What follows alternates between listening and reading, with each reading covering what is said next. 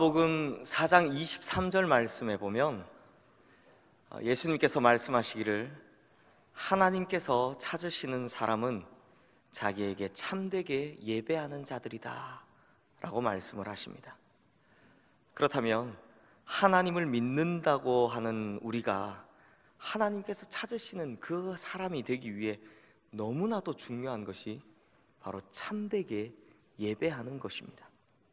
그렇다면 성도님들, 참되게 예배하고 싶은데, 우리 다 참되게 예배하고 싶은데 대체 참되게 예배한다는 것이 어떤 것입니까? 저는 어릴 때부터 예배라는 것을 정말 많이 드렸습니다. 아니, 내 인생에 예배라는 것을 도대체 몇 번쯤 드려봤을까, 이렇게 세워보려고 하는 것이 무의미할 정도로 정말 많은 예배를 드렸습니다. 그런데 아마 여기 계신 우리 성도님들 중에는 신앙의 연륜이 저보다 훨씬 더 오래되셨기 때문에 아마 예배 드린 횟수로만 치면 저보다 훨씬 더 많이 예배를 드리신 분들이 계실 줄로 압니다. 그런데 성도님들, 한번 곰곰이 생각해 보십시오. 우리가 신앙의 초창기에 배워왔던 예배, 이 예배가 어떤 개념입니까? 제가 이 설교를 준비하면서 내가 신앙의 초창기 때 배웠던 예배, 이게 어떤 거지? 하고 곰곰이 한번 생각해 봤습니다. 저는 모태신앙이니까요, 제가 어릴 때부터 교회를 통해 또 목회자들을 통해 그리고 선생님들을 통해 배운 예배에 대한 첫 번째 개념은 예배에 절대로 빠지지 말라는 것이었습니다. 예배가, 그 어린 시절에 예배가 무엇인지는 잘 몰랐어도 하여튼 주일날 예배 빠지면 무슨 큰일 나는 것처럼 말씀하셨던 그 기억이 저에겐 아직도 생생하게 남아 있습니다. 그리고 예배에 관해 배운 것, 곰곰이 생각해 보니까 두 번째로 생각나는 것은 예배 시간에 절대로 떠들지 말라라는 것이었습니다. 예배가 무엇인지는 잘 몰랐던 그 시절에 하여튼 예배는 거룩한 것이기 때문에 예배 시간에 떠들면 무슨 큰일이라도 나는 것처럼 그렇게 가르쳐 주셨습니다. 저도 교회 학교 시절에 예배 시간에 친구랑 장난치느라 장난만 쳤겠습니까? 친구랑 싸움도 하느라 이렇게 떠들다가 걸려가지고 뒤에 가서 이렇게 손 들고 서서 벌 받던 그런 기억도 있습니다. 그런데 그 어린 시절에도 제가 이상했던 것은, 그렇게 예배는 거룩한 것이다 라고 가르치는 그 어르신들은 그 거룩한 예배에 떠드시지는 않지만 안 떠드시는 대신 다 주무시고 계시더라는 겁니다. 그래서 저는 어릴 때 과장을 조금만 보태면, 야, 거룩이라는 것은 인상 팍 쓰고 이렇게 앉아서 졸고 있는 거구나, 이렇게 생각을 했었습니다. 그런데 성도님들, 생각해보면 우리 다 이렇게 배우지 않았습니까? 그리고 우리도 우리 자녀들에게 예배 시간 떠들면 안 돼, 예배 절대 빠지면 안 돼, 다 이렇게 가르치지 않으셨습니까? 그럼 왜 이렇게 되었을까요? 도대체 왜 이렇게 되었을까요? 며칠 전 목회자들끼리 모여있는 페이스북의 한 그룹 사이트에 이런 글이 올라왔습니다. 좀 재밌는 글인데요, 제가 읽어드리겠습니다. 한 신사가 머리를 손질하기 위해서 이발소를 찾았다고 합니다. 그런데 문제가 생겼습니다. 무슨 문제냐? 이 가게 이발사가 말이 너무 많은 겁니다. 많아도 너무 많은 겁니다. 그래서 머리를 자르는 내내 떠들어대는데, 바로 옆에서 떠드는데 신변 잡기로부터 시작해서 정치 이야기, 경제 이야기, 연예인 이야기 등등 계속해서 떠드는 거 아니겠습니까? 이게 미용실 가면 이런 수다가 참 재밌지만, 우리 남자분들 이발소 가면 어떻게 하십니까? 딱 들어가자마자 짧게 잘라주세요, 아니면 다듬어 주세요, 이렇게 하고는 그냥 앞에 있는 거울만 자기와 싸우는 듯이 쳐다보고 계십니다. 무표정하게 쳐다보고 계시든지 아니면 주무십니다. 이렇게 주무시죠. 대부분 그러십니다. 그래서 이 과묵한 신사도 그 이야기, 떠드는 이야기가 듣기 싫어서 지그시 눈을 감고 있었다고 합니다. 그래서 갑자기 이 이발사가 신사에게 묻는 거 아니겠습니까? 아니, 세상이 이랬어야 되겠습니까? 잘못됐죠, 선생님. 그래서 이 신사가 굉장히 미안하기도 하고, 그래서 굉장히 젠틀하게 대답을 합니다. 죄송합니다, 말씀하신 것을 제가 별로 집중해서 듣지 않았습니다 라고 했더니 갑자기 이 이발사가 벌컥 화를 내는 거 아닙니까? 아니, 내 말을 듣지 않으려면 여기 왜 앉아 있습니까? 왜 앉아있군요? 머리 자르러 앉아있죠. 그러니까 성도님 뭔가 이상하죠. 여기 온 목적은 머리를 자르러 온 것인데 자기 말을 안 들어준다고 화를 내다니요. 그래서 이 글 밑에 달려있는 각주 해설로 객반위주라는 말을 붙여 놓았습니다. 객반위주, 손님이 도리어 주인 노릇을 한다. 그러니까 부차적인 것이 주된 것보다 오히려 더 중요하게 여겨지는 것을 이야기하는 말입니다. 비슷한 말로 잘 쓰시는 말 중에 주객전도라는 말이 있죠. 그런데 성도님들, 이 글 아래 어떤 목사님께서, 다 목회자들이 있으니까 목사님께서 이런 댓글을 붙여 놓으셨습니다. 첫 번째 댓글이었는데요, 오늘날 우리 목사들이 귀를 기울여야 하는 말씀이네요. 그러자 그 밑에 다른 목사님들이 쓰신 아멘, 아멘, 아멘이라는 댓글들이 계속 연이어 붙기 시작했습니다. 왜 아멘입니까? 왜 아멘이겠습니까? 이 저만의 해석이지만 첫 번째는 당연히 객반 위주 때문이죠. 목사들이 객반 위주하고 있는 거죠. 목사를 위해서 교회가 있는 것이 아니라 교회가 목사를 세운 건데 도리어 목사를 위해서 교회가 존재하는 것처럼 행동하는 그런 목사들이 이 세상에 얼마나 많단 말입니까? 또 죽어가는 영혼들 살려주라고 좀 제대로 가르치라고 목사를 세운 건데 목사가 오히려 성도들 영혼을 죽이고 있으니 그게 그거 어떻게 된 일입니까? 그러니 객반 위주인 거죠. 둘째는 목사들이요 참 쓸데없이 떠드는 것들이 많기 때문입니다. 하나님 말씀 들으려고 이 귀한 시간을 내서 예배에 나오시는 성도님들을 앞에 두고 이 귀한 시간에 목사는 설교하는데 무슨 신변 잡기, 정치 이야기, 경제 이야기, 연예인 이야기만 잔뜩 하다 설교를 끝내는지, 그래놓고 설교 안 듣는다고 버럭버럭 성질이나 내고 있다는 그런 이야기 아니겠습니까? 사랑하는 성도님들, 그러므로 우리에게 진짜 중요한 예배란 무엇인가에 대해서 신앙인이라면, 예수를 믿는다면 당연히 알아야 할 이런 기본적인 것에 대해서 우리가 제대로 모르고 있다는 것, 이것의 1차적인 책임은 바로 제대로 가르치지 못하고 있는, 목양을 제대로 하고 있지 못한 이 목회자들에게 있다라는 것입니다. 그런데 이것만이 전부가 아닙니다. 제가 청년 시절에도, 저의 경우에도 그렇게 했지만, 이런 기본적인 것에 대해서 물어봐도 되나? 야, 내가 이런 거 물어봐도 되나 싶어서 누군가에게 단 한 번도 예배란 무엇입니까? 진짜 참된 예배가 무엇입니까? 라고 물어본 적이 없다라는 것입니다. 다 이런 것쯤은 당연히 알고 있겠지, 그런데 내가 물어봐도 되나? 라는 생각 때문에 절대로 물어본 적이 없는 것이 예배가 무엇입니까? 라는 이 기본이었다는 겁니다. 그러니 우리 스스로가 이런 기본적인 것조차도 알려 하지 않고 들으려 하지 않았다라는 것입니다. 결국 2차적인 책임은 바로 우리 성도님들에게 있는 것이죠. 그러므로 어느 순간부터 한국교회에서 예배가 문제가 되기 시작한 것은 무엇이 참된 예배인지, 어떻게 해야 진짜 예배를 드리는 것인지 그걸 제대로 고민해 본 적도 없고 제대로 가르쳐준 사람도 없었기 때문입니다. 그리고 제일 큰 문제는 제가 지금까지 말씀드린 교회에서의 잘못된 가르침, 목회자들의 잘못, 그리고 성도님들의 진리에 대한 무관심 등등 이 많은 이유들로 인해서 우리가 지금까지도 참된 예배가 무엇인지 모른 채로 신앙생활을 해왔다라는 것입니다.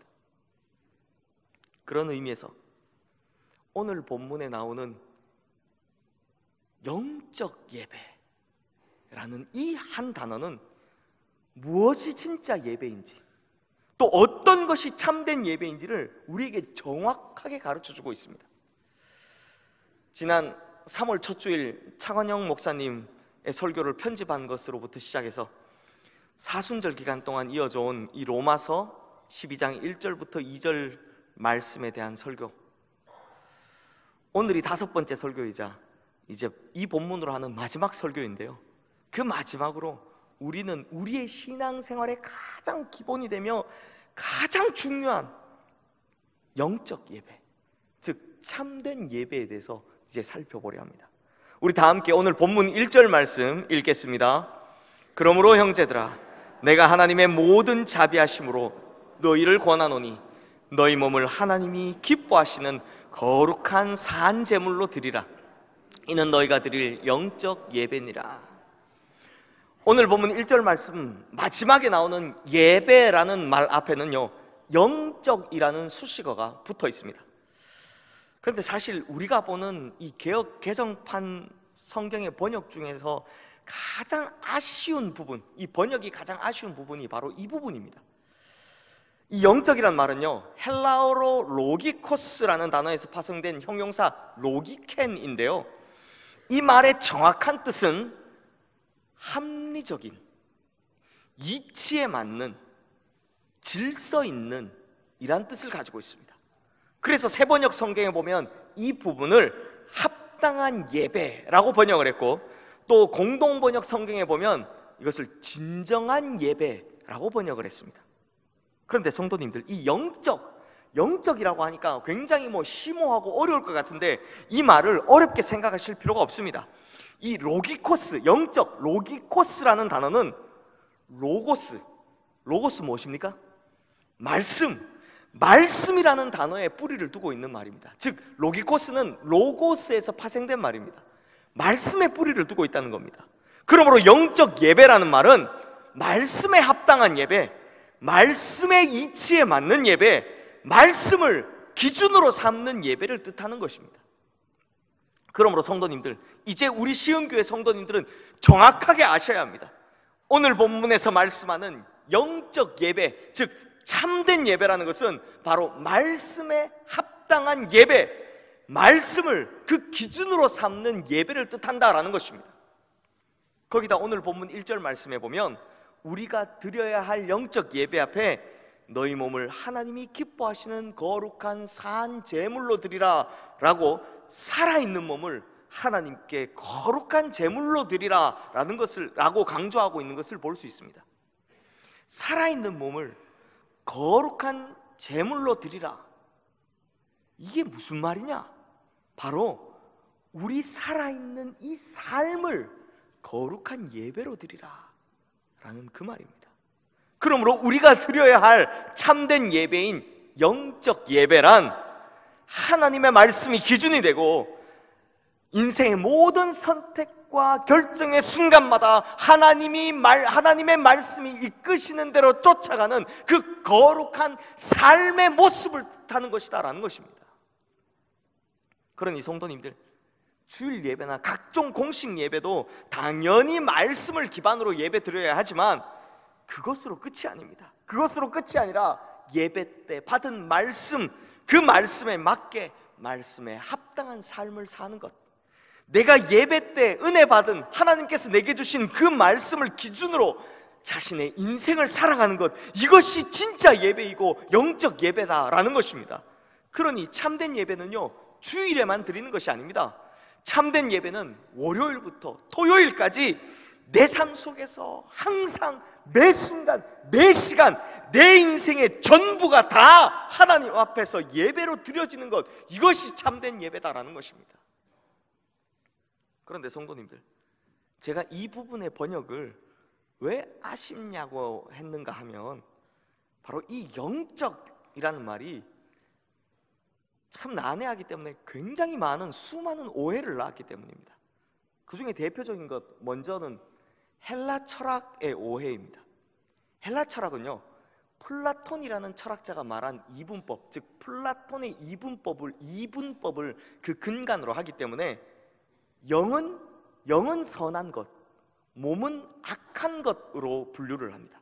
영은 선하고 몸은 악하다. 그래서 어떻게 합니까? 자신의 몸으로는 무슨 죄를 짓든지 그것 상관없고 마음이나 영혼이 청결하기만 하면 무조건 천국 간다, 영혼만 천국 간다 라고 생각을 했다라는 겁니다. 그래서 이 기독교 초기 이단인 영지주의가 바로 이 헬라 철학을 근간으로 파생되었다라는 것이죠. 그런데 성경은 어떻게 이야기합니까? 성경은 어떻게 이야기합니까? 몸과 마음을 따로 구분하지 않고 평행되게 이야기를 하고 있습니다. 즉 영혼의 타락이 곧 몸의 타락을 가져오고 영혼의 정결함이 곧 삶의 정결함을 가져온다라고 이야기합니다. 그래서 자기 마음이 더러우면 자기 행실도 더러울 수밖에 없고, 자기 마음이 깨끗하면 자신의 행실도 깨끗할 수밖에 없다라고 이야기합니다. 구원도 마찬가지입니다. 우리 사도신경 외울 때 무슨 부활을 외웁니까? 영혼의 부활입니까? 몸의 부활입니까? 몸의 부활을 믿습니다 라고 마지막에 이야기하지 않습니까? 그래서 성경은요, 그 사람의 살아가는 삶의 모습을 보면 그 마음속에 믿음이 있는지 없는지를 확인할 수 있고, 그 사람이 살아가는 그 모습을 보면 그 영혼이 구원을 받았는지 받지 않았는지를 확인할 수 있다, 알 수 있다라고 말씀하고 있다는 것입니다. 그런데 이 영적이라는 표현 때문에 수많은 분들이 영적인 것만 생각합니다. 그래서 예배를 자신의 삶과는 전혀 이어지지 않는 것으로 생각해 버렸다라는 것입니다. 그래서 말씀 잘 듣고 아멘이라고 말은 하는데 그 말씀을 따라 행하는 아멘은 전혀 중요하지 않게 생각해 버리게 되었다는 것입니다. 그래서 이 영적이라는 번역이 참 아쉽다라는 겁니다. 그리고 또 영적이라는 표현이 낳은 오해 중에 하나는 수많은 신비주의들을 낳아버렸다는 겁니다.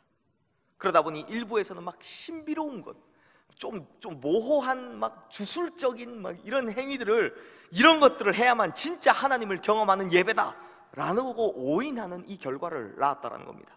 그런데 성도님들, 예배에서 무슨 환상을 체험하고 방언으로 기도하고 찬양을 해야 하고 예배 때 하나님의 막 나타나심 현현을 볼 수 있어야 하고, 그렇게 하는 것이 진정한 예배가 아닙니다. 진정한 예배는 하나님의 말씀에 합당한 삶을 뜻하기 때문입니다. 또 진정한 예배는 하나님의 말씀을 기준으로 살아가는 것을 뜻하기 때문입니다. 그래서 이런 오해를 낳은 이 번역이 참 아쉽다라는 것입니다. 그렇다면 성도님들, 이제 우리는요, 진정한 예배 이제 알게 되었잖아요. 말씀에 합당한 삶, 이 진정한 예배, 이것을 위해서 어떻게 해야 할까요? 라는 이 방법론적인 문제에 도달하게 됩니다. 어떻게 해야 될까요? 우리 성도님들, 옛날에 학교 다니실 때 수학 시간이나 혹은 우리 남자분들은 기술 시간에 제도라는 수업이 있던 시절에 원을 예쁘게 그리게 하는 도구가 있었는데 그게 혹시 뭔지 기억나십니까? 밥그릇이요? 이렇게 밥그릇 놓고 이렇게 그러셨습니까? 아니면 500원짜리 동전 이렇게 꺼내셔서 하셨습니까? 아닙니다. 원을 예쁘게 그리도록 만들어준 도구가 바로 컴퍼스입니다. 우리 어르신들께서 하시는 말로 콤파스라고 부르는 그거입니다. 컴퍼스입니다. 그러면 성도님들, 이 컴퍼스를 가지고 원을 그릴 때 제일 먼저, 가장 먼저 해야 되는 것이 무엇입니까?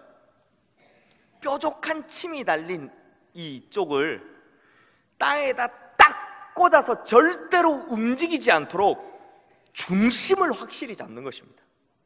중심을 확실히 잡는 것입니다. 그렇게 중심이 딱 잡히면 그 다음 잡고 뺑그르 돌리기만 하면 원이 반듯하게 예쁘게 그려지더라라는 것입니다. 그런데 이 컴퍼스로 원을 그릴 때 간혹 그리고 싶은 원이 막 어긋나거나 빗나갈 때가 있습니다. 어떨 때 그렇습니까? 중심에 꽂아놓은 그 핀이 흔들리거나 어긋나거나 밀려날 때 그렇습니다. 즉 중심이 흔들리니 그때는 내가 원하는 모양, 반듯한 모양, 그 예쁜 동그라미를 그릴 수 없게 되더라라는 것입니다. 그만큼 중심이 중요합니다. 중심을 잘 잡아야 한다라는 것입니다. 성도님들, 이스라엘 백성들이 출애굽을 할 때요, 출애굽해서 시내산으로 올 때까지 이 백성들이 행진하는 모습을 보면 그냥 진짜 오합지졸이었습니다. 뭐 아무것도 없이 그냥 막 옵니다. 줄도 없었고 대열도 없었습니다. 그냥 앞에서 모세가 야 구름기둥 떴다, 불기둥 떴다 하고 가면 모세만 보고 우르르르 그렇게 몰려와서 시내산까지 온 것입니다. 그런데 민수기 2장 말씀을 보면 하나님께서 그들이 행군할 때 진영을 갖추게 하는 그 말씀이 나옵니다. 즉 더 이상 오합지졸의 모습이 아니라 진영을 갖춘 군대의 모습이 되게 하셨다라는 것입니다. 지금 보시는 화면의 그림이 당시에 하나님께서 말씀해 주신, 이스라엘에게 말씀해 주신 진영도, 즉 이스라엘의 행군도인데요, 간략하게 설명을 드리자면 가장 먼저 해가 돋는 이 동쪽 진영은 유다 지파를 상징하는 에메랄드, 즉 녹색 바탕에 사자가 그려져 있는 군기를 들고 유다, 이사갈, 스불론 이렇게 세 지파가 진을 치고 있습니다. 그리고 남쪽 진영은 루벤 지파를 상징하는 호마노 보석, 즉 붉은색 바탕에 사람의 형상이 그려져 있는 군기를 들고 루벤, 시므온, 갓 이렇게 세 지파가 진을 칩니다. 또 서쪽 진영에는 에브라임 지파를 상징하는 황금, 즉 노란색 바탕에 암소가 그려져 있는 군기를 들고 요셉의 두 아들인 에브라임과 므낫세, 그리고 요셉의 동생인 베냐민 이렇게 세 지파가 진을 칩니다. 그리고 마지막으로 북쪽 진영에는 단 지파를 상징하는 벽옥, 즉 붉은색이 섞여 있는 흰 바탕에다 독수리가 그려져 있는 군기를 들고 단, 아셀, 납달리 이렇게 세 지파가 진을 칩니다. 그런데 성도님들, 이 행군도, 이 진영도의 가장 중요한 것은 따로 있습니다. 바로 중심입니다. 민수기 2장 17절 말씀에 보면 이 행군의 중심에 무엇이 있는지 알 수 있습니다. 우리 다 함께 지금 이 화면에 뜬 말씀 함께 읽겠습니다. 그 다음에 회막이 레위인의 진영과 함께 모든 진영의 중앙에 있어 행진하되 그들의 진친 순서대로 각 사람은 자기의 위치에서 자기들의 길을 따라 앞으로 행진할지니라. 즉 하나님께서는 이스라엘의 진영 그 중심에 무엇을 두셨다고요? 바로 회막을 두어라 라고 명령을 하셨다는 것입니다. 이렇게 전체 진영 한가운데 중간에 회막이 중심을 잡고 이스라엘의 12지파가 세 지파씩 동서남북으로 서게 되는 겁니다. 그리고 이동할 때도 이 회막이 중심이 되더라는 겁니다. 그러므로 이 회막을 중심으로 이스라엘 전체 지파들이 방향을 잡고 그 방향으로 나아가게 하셨다는 것입니다. 그런데 성도님들, 이 회막에도 중심이 있습니다. 회막의 중심 무엇입니까? 바로 지성소입니다. 지성소가 중심입니다.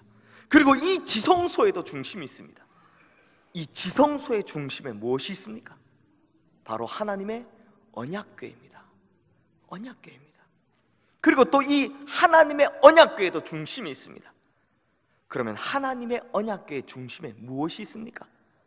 바로 하나님의 말씀이 새겨진 돌판이 그 안에 있습니다.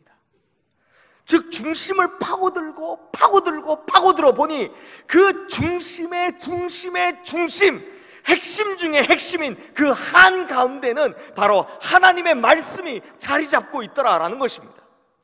그러면 성도님들, 이것이 무엇을 의미하는 것입니까?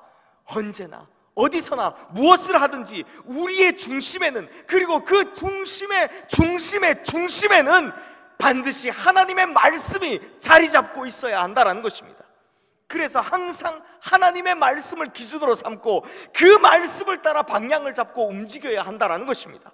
그러니 인생의 모든 선택의 순간, 모든 결정의 순간, 그 모든 순간마다 하나님의 말씀이 가리키는 방향으로 그렇게 나아가야 한다는 것입니다. 그러므로 성도님들, 이 행군의 중심이 회막이다 라고 하는 이것은요, 우리에게 주는 아주 큰 의미가 있습니다. 우리는 흔히 회막이라고 하면 전부 제사 지낼 때와 관계 있는 것으로만 생각을 하는 경향이 있습니다. 제사 지낼 때 회막을 가지. 그래서 회막이라고 하면 본인들은 뭐 제사 지낼 때만 가는 것이고 나머지는 다 제사장들이 가는 것이겠지 라고 생각하는 경향이 있습니다. 그런데 성도님들, 이 민수기의 말씀을 보면 회막이 제사 지낼 때만 필요했습니까? 아닙니다. 행진할 때에도, 전쟁을 치를 때에도, 광야에서 여러 가지 어려운 일을 당할 때에도 그들의 중심에는 항상 회막이 있었다라는 것입니다. 그리고 회막을 중심에 두고, 즉 회막을 기준으로 삼고 그 회막에 따라 이동하는 방향을 잡고 나아갔다라는 것입니다. 그러니 이것이 지금 우리에게 어떻게 적용이 됩니까? 말씀이 중심이 되는 이 영적 예배라는 것은 예배당 안에서만 이루어지는 것이 아니라, 예배 드릴 때만, 예배 시간에만 이루어지는 것이 아니라, 우리가 어디를 가든, 어떤 상태에 있든, 무슨 일을 하든, 어떠한 결정을 하고 어떠한 선택을 하든 그 모든 것의 중심에는 항상 하나님의 말씀이 있어야 하고, 또 하나님의 말씀을 통해 선택과 결정의 방향을 잡고 나아가야 한다라는 것입니다. 이것이 바로 참된 예배의 정의인 것입니다. 그리고 반드시 알아야 할 것이 하나 더 있습니다. 이 참된 예배, 이러한 참된 예배에는 놀라운 능력이 있다는 것입니다. 성도님들, 회막을 중심에 두고 나아간 이스라엘 백성들이 광야에서 어땠습니까? 모든 어려움을 만나도 다 이겨냅니다. 그리고 어떤 전쟁을 하든 모두 다 승리합니다. 그랬던 것처럼 하나님의 말씀을 삶의 기준으로 삼고 그렇게 살아가는 삶의 예배를 드린다면, 그래서 모든 선택과 결정의 기준을 하나님의 말씀으로 삼고 나가면 우리는 우리의 인생 중에 만나는 어떤 어려움 중에도, 그 어떤 영적 전쟁 중에도 반드시 승리할 수 있다는 것입니다. 마치 컴퍼스가 그 뾰족한 중심을 단단히 붙들고 있어야 제대로 된 그 반듯한 원, 아름다운 원을 그릴 수 있는 것처럼 우리의 인생도 마찬가지입니다. 우리의 삶의 모든 것들에는 하나님의 말씀이 그 중심이 되어 튼튼하게 자리 잡고 있어야 인생이 아름답고 반듯하고 정확하게 모든 것이 순적하게 진행되는 그런 형통한 인생을 살 수 있다는 것입니다. 그러므로 우리 시흥의 모든 성도님들은 말씀이 삶의 방향을 결정하는 기준이 되고, 말씀이 모든 인생의 선택과 결정의 기준이 되어서 또 기준이 되며, 말씀이 삶의 모든 행동 양식을 지배하는 영적 예배, 참된 예배, 진정한 예배를 드리는 성도님들이 되셔서 삶의 모든 자리에서 항상 승리를 경험하고 항상 모든 일의 형통함을 경험하는 축복된 성도님들 되시기를 주님의 이름으로 축원합니다. 말씀을 마무리하겠습니다. 이 이야기는 제가 수요 예배 때도 말씀드린 적이 있는데요, 여러 교회에서 강사로 초청을 받아 집회를 자주 하시는 목사님께서 이런 말씀을 하신 적이 있습니다. 이 교회가, 즉 그 집회에 간 교회가 잘 되는 교회, 진짜 은혜 넘치는 교회인지를 확인해 보려면 어디를 가보라고요? 주차장과 식당에 가봐라 라는 말씀을 하셨습니다. 아무리 집회 때 은혜를 받고 눈물을 흘리고 막 통성으로 기도하고 그렇게 한다 할지라도 식당 가서 무질서하게 줄 서 있지 않고 그냥 막 서 있는 모습들, 예배 마치고 주차장 가서 차 빨리 안 빼준다고 주차위원들 보고 막 언성 높이고 막 싸우는 모습들, 거기다가 제가 좀 덧붙이면 예배 때는 눈물을 흘리면서 은혜를 받았는데 마치고 나갈 때는 그 의자 위에 눈물 닦은 휴지며 주보며 그냥 다 버리고 가는 그런 모습들, 교회 복도나 마당에 쓰레기 떨어져 있는데 그냥 아무도 줍지 않고 내버려두고 그냥 지나가는 모습들, 교회 쓰레기통에 분리수거하라고 그렇게 다 해놨는데 그냥 막 버리고 아무데나 놔두고 가는 모습들, 이런 모습들만 봐도 전부 다 가짜 크리스천이라는 것을 알 수 있다는 것입니다. 우리 교회도 마찬가지입니다. 우리 교회 성도님들의 진정한 예배를 드리는 모습은 이 성전 안에서의 모습이 아니라 주차장에서 배려하면서 기다려주는 그런 양보하는 모습, 식당에서 올바르게 줄 서 있는 모습, 쓰레기통에 얼마나 분리수거를 잘하는지, 또 자신이 은혜 받은 자리를 얼마나 잘 정리정돈하는지, 이것을 봐야 알 수 있다는 것입니다. 사랑하는 성도님들, 그러므로 우리도 진정으로 우리 한번 돌아봅시다. 우리가 하나님 앞에 진정으로 예배드리는 예배자 맞습니까? 우리의 삶이 하나님 말씀에 합당한 그런 삶을 살아가는 예배자 맞습니까? 제가 작년 이맘때 대신방을 하다가 신방받던 그 집 손주, 이런 말을 들었습니다. 신방받던 그 집 손주가 어느 날 제가 교회 앞에서 무단 횡단하는 것을 보았다 라는 이야기를 들었습니다. 제가 무단 횡단했다는 거죠. 맞습니다. 제가 딱 한 번 그렇게 했습니다. 저희 교회는 정문으로 딱 나가면 좌우로 한 15m 떨어진 곳에, 양쪽 다 있긴 한데요, 횡단보도가 좌우로 한 15m 떨어진 곳에 있으니까요, 신호가 깜빡거리는 것을 보고 급한 나머지 횡단보도까지 가면 신호가 꺼질 것 같아서 이렇게 가다가 이렇게 좀 비스듬히 횡단보도 쪽으로 가는 척하면서 이렇게 비스듬히 빙그르르 돌아서 이렇게 무단횡단을 한 적이 딱 한 번 있습니다. 그때도요, 제가 사실 마음이 하도 찜찜해가지고 그걸 기억하고 있었는데, 하필 그 신방간집 그 권사님네 댁 손주가, 그것도 우리 교회 초등부 학생이 봤다고 하니까, 아유, 제가 그 이야기를 듣는데요, 그 순간 얼마나 얼굴이 화끈거리는지, 저 얼굴이 달아올라서 어쩔 줄 모르겠더라고요. 그래서 제가 그 손주에게 꼭 전해달라고 이야기를 했습니다. 이렇게 이야기를 했습니다. 정말 목사님이 잘못된 모습 보여줘서 미안하다.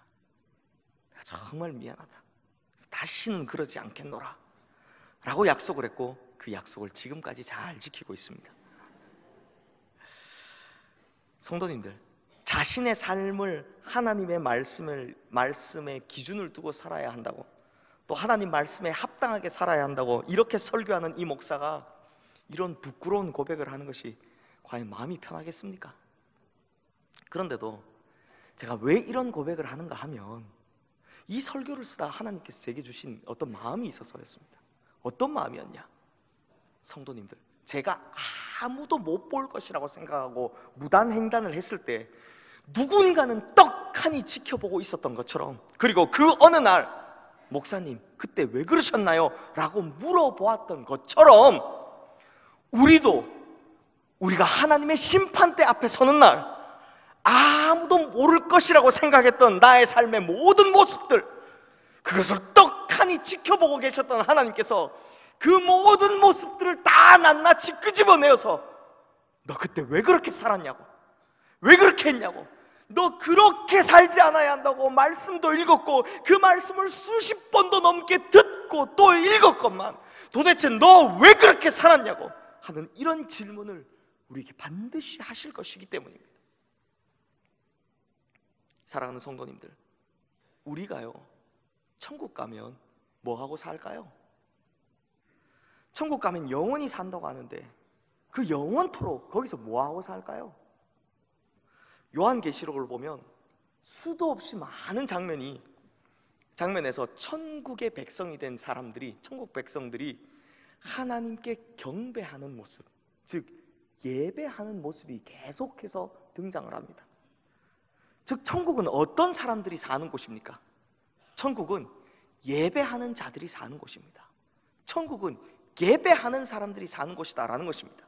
그러므로 성도님들, 이 땅에서 사는 동안 참된 예배, 진정한 예배를 드려본 사람만이 천국에서 참된 예배, 진정한 예배를 드릴 수 있다라는 것입니다. 이 땅에서 진짜 예배를 드린 사람이 천국에서 예배 드려볼 수 있다는 것입니다. 제가 조금 여담을 섞어서 말씀드리면, 천국에는 성벽이 수많은 보석들로 장식되어 있고 그 길은 맑은 유리 같은 정금으로 되어 있다라고 하는데요, 천국에서 돈 쓸 일이 없는데 그 보석, 그 황금, 돈의 가치로 보면 무슨 특별한 가치가 있겠습니까? 대신 천국의 그 황금길, 그 길거리에는 쓰레기는 없을 겁니다. 뿐만 아니라 천국에서는 주차 문제로 싸우시는 분들도 없을 것이고요, 천국에서는 식당에서 무질서하게 서 계신 분들도 아무도 안 계실 겁니다. 그리고 천국에는 무단횡단하시는 분도 한 분도 안 계실 겁니다. 또한 천국에는 고함 치시는 분들, 얼굴 붉히시는 분들, 싸우시는 분들, 이런 분들 모두 다 한 분도 안 계실 겁니다. 왜 그런지 아십니까? 다시 한번 말씀드리지만, 이미 이 땅에서의 자신의 삶을 진정한 예배로 드린 사람만이 들어갈 자격을 얻는 곳이 바로 천국이기 때문입니다. 그러므로 이 땅에서 하나님의 말씀대로 살아간 사람들, 하나님의 말씀을 기준으로 삼고 삶의 모든 선택과 결정의 순간마다 그 말씀대로 결정한 사람들, 하나님의 말씀에 인생의 방향을 두고 그것을 따라간 사람들, 하나님의 말씀을 최고의 가치관으로 두고 살아왔던 그 사람들, 이런 사람들이 가는 곳이 바로 하나님의 말씀이 완전히 이루어지는 나라, 하나님의 말씀이 완벽하게 이루어지는 그 나라, 바로 천국이라는 것입니다. 그러므로 우리 시흥의 성도님들은 하나님의 말씀을 삶의 기준으로 삼고 그 말씀대로 살기 위해 온 마음과 힘과 정성을 쏟으며 살다가 결국 하나님의 말씀이 완성되는 그 나라, 하나님의 말씀대로 다 이루어지는 그 천국에서 영원히 예배하며 사시는 천국 백성들 되시기를 주님의 이름으로 축원합니다. 기도하겠습니다. 하나님 아버지, 우리가 하나님께서 그토록 찾으시는 참된 예배자가 되기를 소망합니다. 그래서 광야 같은 인생길을 살아갈 때 우리의 중심에는 항상 하나님의 말씀을 두고 살아가 언제나 승리와 형통을 경험하며 살아가는 우리 모든 성도님들의 인생 되게 하여 주시옵소서. 또한 모든 선택과 결정에는 하나님의 말씀이 기준이 되게 해주셔서 이 땅에서부터 천국 백성의 모습을 훈련하고 연습하며 살아가는 성도님들 다 되게 하여 주시옵소서. 그리하여 그 어느 날 주님께서 다시 오실 그때에는 주님의 나라에서 영원토록 참된 예배를 드리며 살아가는 천국 백성들 다 되게 하여 주시옵소서.